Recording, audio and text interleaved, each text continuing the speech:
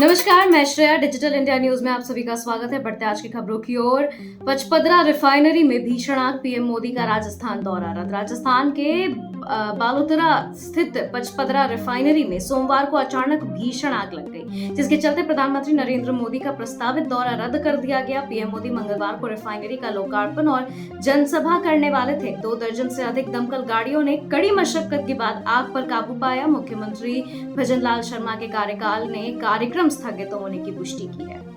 भारत दक्षिण कोरिया में डिजिटल समझौता, अब क्यूआर कोड से होगा आसान भुगतान। प्रधानमंत्री मोदी और दक्षिण कोरियाई राष्ट्रपति ली जे म्यूंग के बीच हुई द्विपक्षीय बैठक में एक ऐतिहासिक समझौता हुआ। अब दोनों देशों के नागरिक एक दूसरे के देश में स्थानीय क्यूआर कोड सिस्टम के जरिए आसानी से भुगतान कर सकेंगे। इसके अलावा इंडिया कोरिया डिजिटल ब्रिज के माध्यम से एआई, सेमीकंडक्टर और जहाज निर्माण जैसे क्षेत्रों में सहयोग बढ़ाने पर सहमति बनी है। दिल्ली में ई व्हीकल क्रांति 2028 से पेट्रोल बाइक के रजिस्ट्रेशन पर लग सकती है रोक। दिल्ली सरकार राजधानी की सड़कों से प्रदूषण कम करने के लिए नई इलेक्ट्रिक व्हीकल नीति पर काम कर रही है। इसके मसौदे के अनुसार जनवरी 2028 से नई पेट्रोल बाइक का रजिस्ट्रेशन पूरी तरह बंद किया जा सकता है। सरकार का लक्ष्य है 2028 के बाद रजिस्टर होने वाले वाहनों में ई वाहनों की हिस्सेदारी 65% से अधिक हो। फिलहाल इस प्रस्ताव पर जनता से सुझाव मांगे जा रहे हैं, लेकिन पेट्रोल बाइक प्रेमियों के बीच इस संभावित बदलाव को लेकर चिंता है।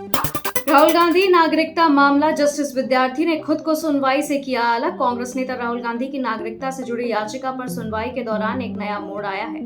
इलाहाबाद हाई कोर्ट के जस्टिस सुभाष विद्यार्थी ने इस मामले से खुद को अलग कर लिया है। यह फैसला याचिकाकर्ता विघ्नेश शिशिर द्वारा सोशल मीडिया पर अदालत के खिलाफ आपत्तिजनक और पक्षपाती होने के आरोप लगाने के बाद दिया गया है। कोर्ट ने इस टिप्पणियों पर सख्त नाराजगी जताते हुए इसे न्यायपालिका की छवि खराब करने वाला बताया।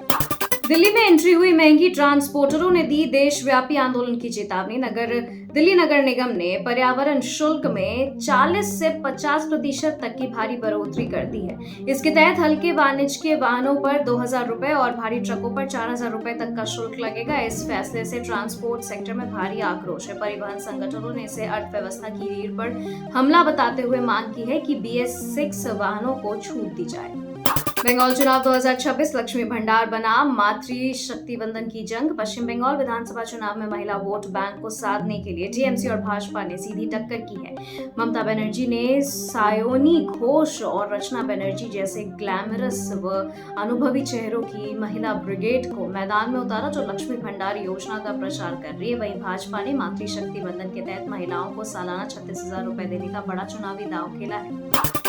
ज्ञानवापी पर छिड़ा वाक्य युद्ध, धीरेन्द्र शास्त्री के बयान पर भड़के मौलाना रिजवी।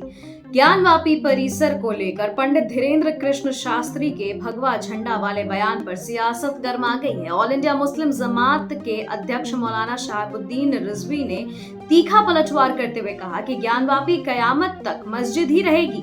रिजवी ने शास्त्री पर अदालत की कार्यवाही को प्रभावित करने का आरोप लगाया और उन्हें खुली चुनौती दी। उन्होंने स्पष्ट किया कि इस्लाम में मंदिर तोड़कर मस्जिद बनाने की अनुमति नहीं है। अंततः धीरेन्द्र शास्त्री के दावे पूरी तरह गलत और आपत्तिजनक है।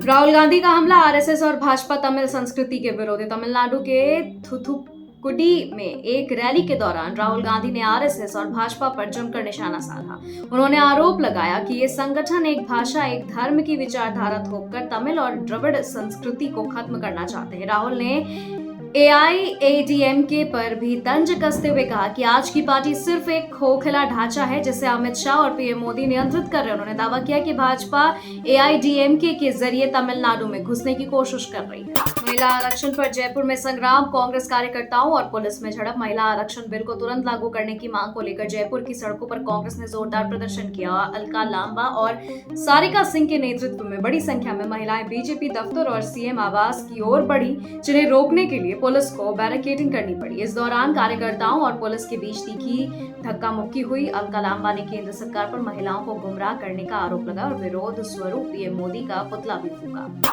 जेडीयू विधायक दल की बैठक, निशांत कुमार की बड़ी भूमिका पर चर्चा तेज। पटना के मुख्यमंत्री नीतीश कुमार के आवास पर जनता दल यूनाइटेड विधायक दल की महत्वपूर्ण बैठक हुई। नई सरकार बनने के बाद पहली बार हुए इस सम्मेलन में पार्टी के तमाम दिग्गज नेता और विधायक शामिल हुए। हालांकि नीतीश कुमार के बेटे निशांत कुमार की अनुपस्थिति ने सबका ध्यान खींचा। पार्टी नेताओं ने संकेत दिया कि निशांत जल्द ही आने वाले समय में संगठन के अंदर किसी बड़ी और सक्रिय भूमिका में नजर आ सकते हैं। खबरों के सिलसिलों में फिलहाल इतना ही। बने रहे डिजिटल इंडिया न्यूज के साथ। नमस्कार।